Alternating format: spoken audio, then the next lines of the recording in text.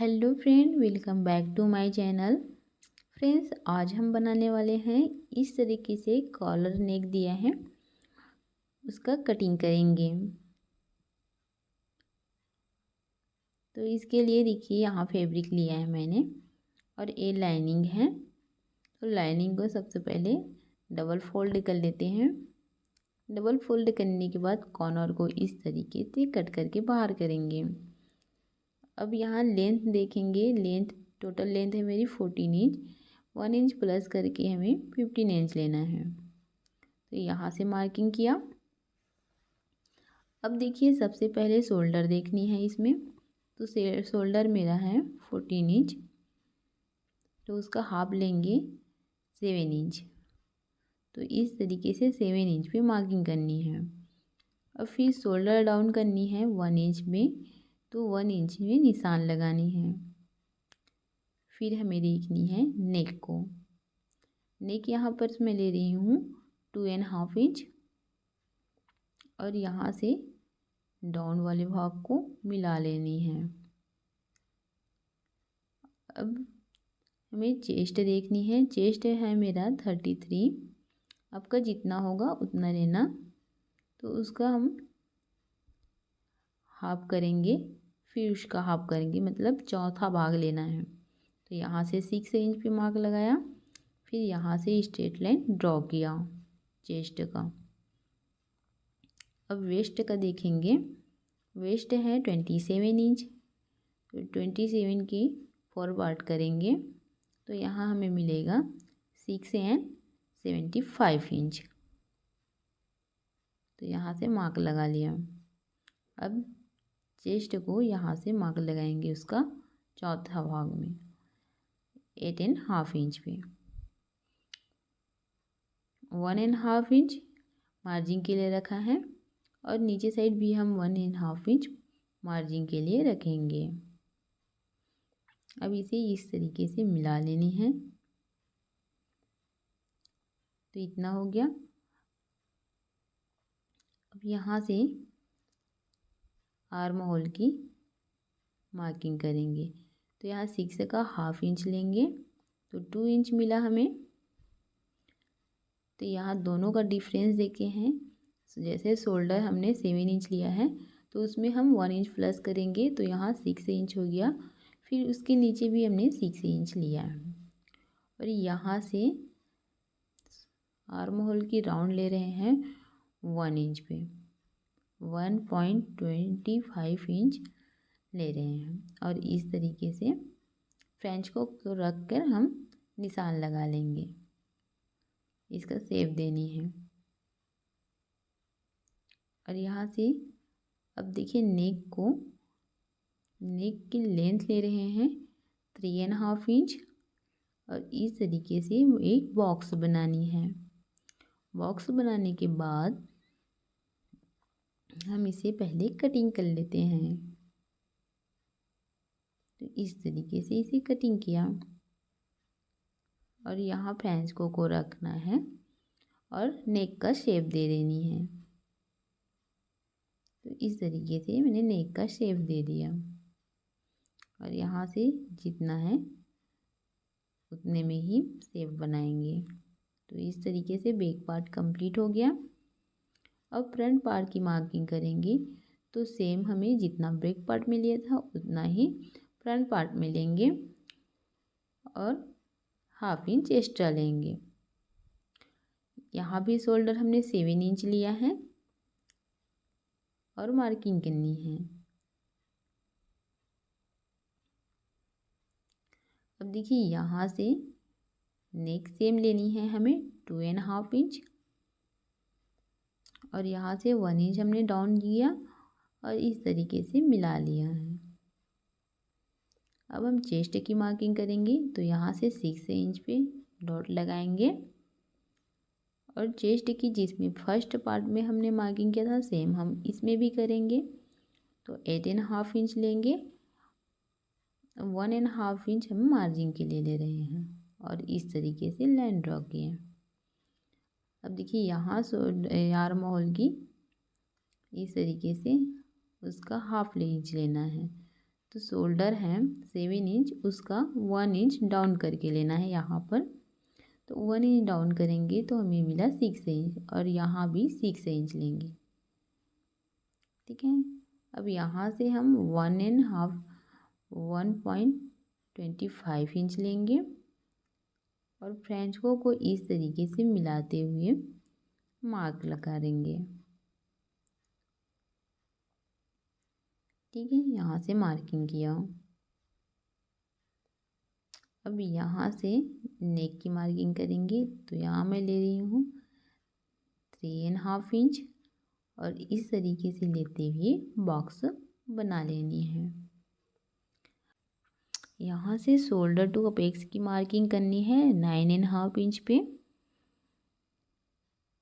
और यहाँ apex to apex से लेंगे, उसका हाफ करेंगे हम 3.75 इंच।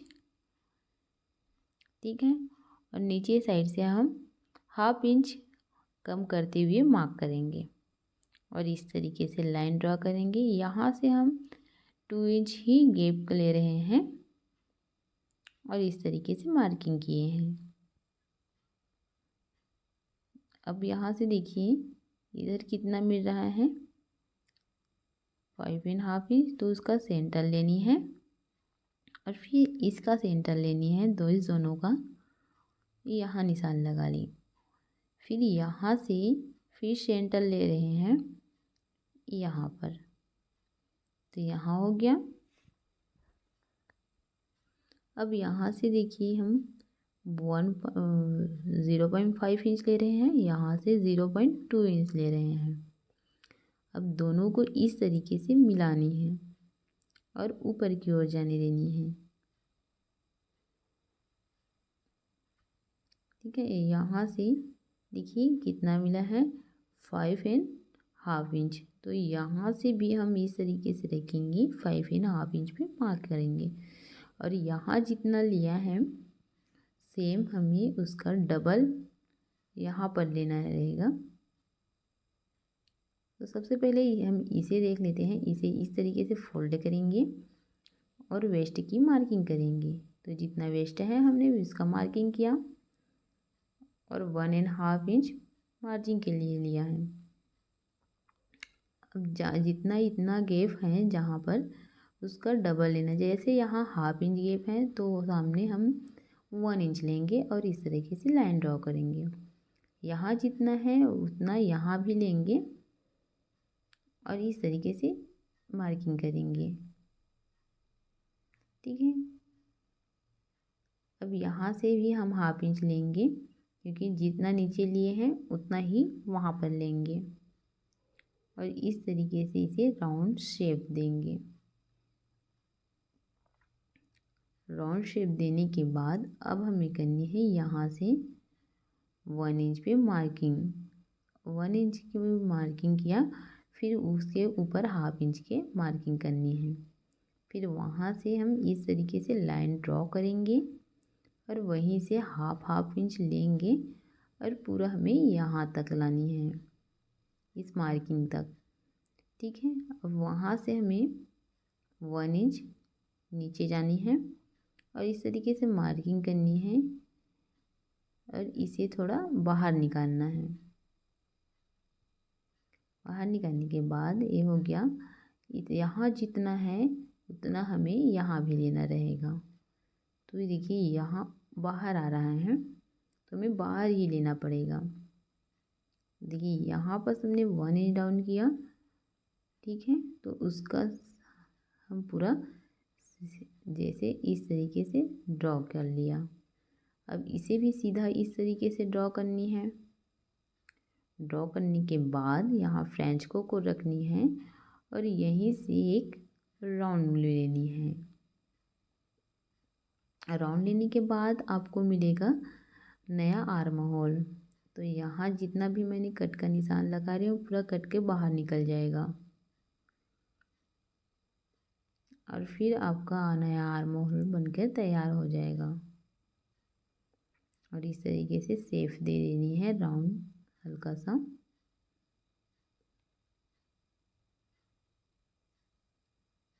ठीक है, अब इसे कट कर लेते हैं पहले। तो यहाँ से कटिंग करनी है और यहाँ छोड़ देनी है, और यहाँ से हम एक्स्ट्रा फैब्रिक लेते हुए कटिंग करेंगे। तो इस तरीके से कट किया, और ये देखिए शोल्डर डाउन है उसको भी कट करके बाहर कर लिया। अब क्या करनी है, अब यहाँ से कट करनी है। और इधर भी कट करने का है, तो इधर भी कट कर लेते हैं। और यहाँ फैब्रिक भी एक्स्ट्रा लिए थे उसको भी कट कर लेनी है। अब यहाँ से इस तरीके से इसके ऊपर रखना है और मिला के देखना है कि आपका आर्म होल सही है या नहीं। तो इस तरीके से देखिए आर्म होल परफेक्ट बना है। और इस तरीके से कटिंग करनी है हल्का सा, फिर इसे ओपन करनी है, फिर यहाँ कट कर लेनी है। ठीक है, तो इस तरीके से इसे मिला लेते हैं और फिर कट करेंगे। और इसमें भी एक्स्ट्रा फैब्रिक है उसको भी कट करके हम बाहर करेंगे।